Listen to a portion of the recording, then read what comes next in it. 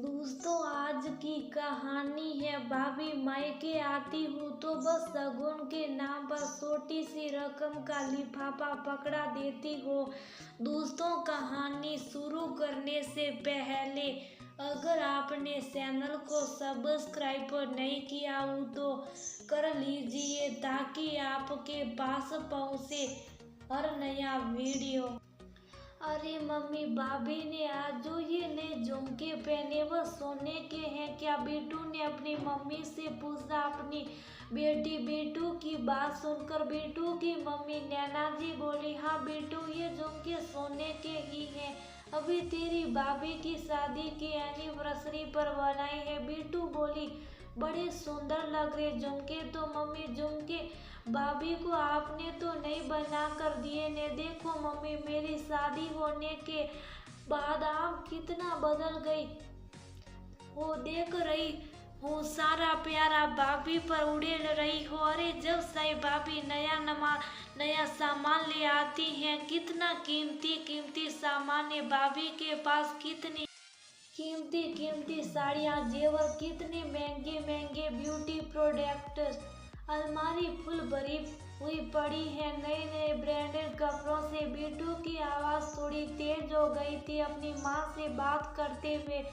आपने तो मम्मी मेरी शादी के बाद बस अपनी जिम्मेदारियों से मुंह मोड़ लिया।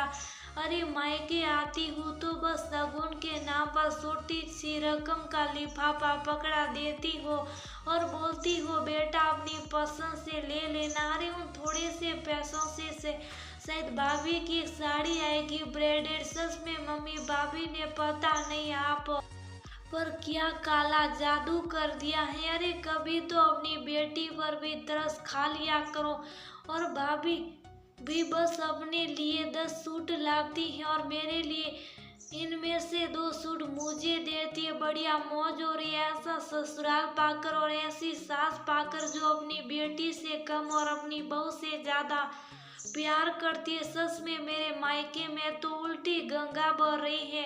बहू आए दिन कुछ ना कुछ खरीदती रहती है, अपने महंगे शौक को पूरा कर सकती है और बेटी बेचारी महंगी चीजों के लिए तरसती रहती है। बस क्या जरूरत है भाभी के ऊपर इतना खर्चा करने की। अरे अब आपको अपना घर नजर नहीं आ रहा क्या, जो मुझे खुश देते हुए आप कहती हो कि बेटा हमारा भी घर है और सबके घर माटी के चूल्हे के होते। बेटियां को रीत पर ही दिया हुआ अच्छा लगता। अपनी बेटी की ऐसी भड़काऊ बातें अपनी बहू के प्रति सुनकर नैना जी अब गुस्से से तिल मिला उठी थी। वो ने अपनी बेटी बिट्टू को जोर से कहा, बस कर बिट्टू, कुछ भी बोले जा रही है। अरे तुझे तेरी भाभी के ये जो महंगे महंगे शौक दिख रहे हैं ना, जिनको वो आए दिन पूरा करती, उसके लिए उस अगली ने दिन रात मेहनत करी है, अपनी पढ़ाई पूरी करी, अपनी रातों की नींद गवा कर दिन रात एक करके कामयाबी पाई। अरे आज भी पूरे दिन पर अपनी ड्यूटी को लेकर सजग रहती है, पूरी मेहनत से अपनी ड्यूटी पूरी कर रही है, अपनी काबिलियत के दम पर नौकरी लगी है मेरी बहू। तो भला महंगे शौक क्यों नहीं पूरे करेगी। और सुन, तेरी भाभी के ऊपर हम लोग 1 रुपया भी खर्च नहीं करते हैं, हमारे पास इतने पैसे भी नहीं है, तुझे पता सब अच्छे से।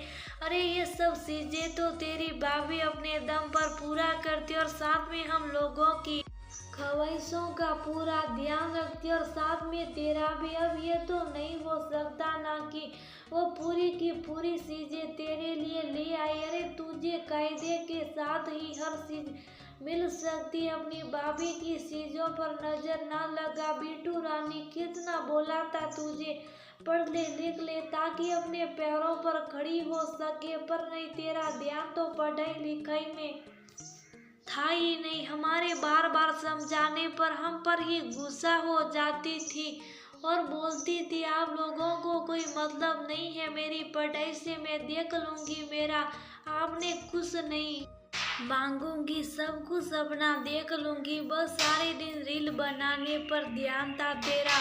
अरे क्या हुआ, रील बनाकर कौन सा तूने आसमान जीत लिया, कौन सा तेरी समाज में वाहवाही हो गई।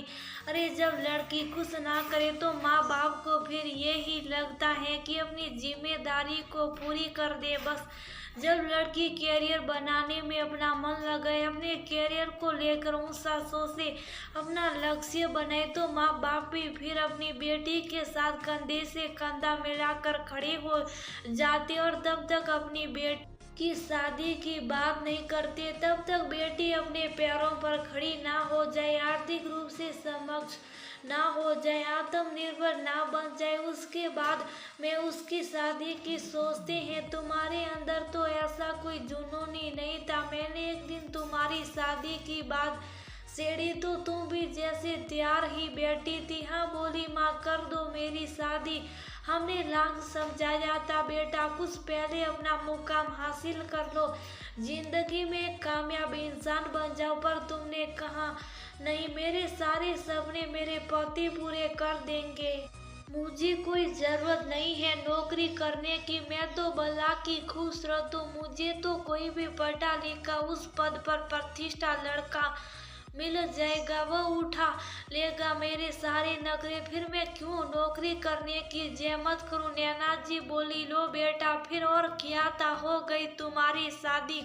अरे लड़का भी अच्छा खासा ढूंढ दिया, तुम्हें बढ़िया कमाता है और तो तुम हो ही हूर की परी, फिर वह तुम्हें हर बात पर टोकता क्यों, पैसे देने में आनाकानी क्यों करता, बार बार तुम्हें घर से कम करने की और बस ज्यादा करने की बात क्यों कहता, हर बात का तुमसे हिसाब क्यों मांगता, तुम अपनी मन मर्जी से क्यों नहीं सारी चीजें खरीद पाती हो। पता चला अपने बूते पर कमाई करके अपने शौक पूरे करने का क्या आनंद होता। बेटा जी तभी मैंने कहा था तुमसे शादी करने से पहले आत्मनिर्भर बन जाओ, ताकि किसी के आगे हाथ ना फैलाना पड़े, अपनी कमाई का मजा ही कुछ और होता, आराम से खर्च कर सकते हैं, किसी को हिसाब किताब देने की इतनी जरूरत नहीं पड़ती है। आज तुम्हारी भाभी महंगे शौक रखती हैं पर उनको अपने दम पर पूरे करती हैं, कभी ना मुझसे ना कभी तुम्हारे भैया से कुछ मांगती हैं, और तुम्हारा भाई तो तुम्हें भी पता थोड़ा पैसे को लेकर कंजूस भी है, पर वह अपनी बीवी को उसकी कमाई से खर्च करने पर कुछ भी नहीं बोलता, क्योंकि तेरी भाभी की कमाई पर सिर्फ उसका ही हक है, क्योंकि इस कमाई को पाने के लिए उसने ही अपनी रातों की नींद खराब करी थी और दिन रात मेहनत करी थी। बिट्टू रानी का मुंह अपनी माँ की बातें सुनकर लटक गया था। नैना जी की हर एक बात खरी थी। बिट्टू रानी को आज अपनी गलतियों का एहसास हो रहा था। जब उसने हमेशा अपनी पढ़ाई से जी सुराया था, किसी की लाज समझाने पर भी नहीं समझी थी, पर अभी भी देर नहीं हुई थी, वह अभी भी अपनी योग्यता पर अपने महंगे शौक पूरे करने के सपने को पूरा कर सकती है। बिट्टू रानी के पास अपनी माँ के सवालों का कोई जवाब नहीं था।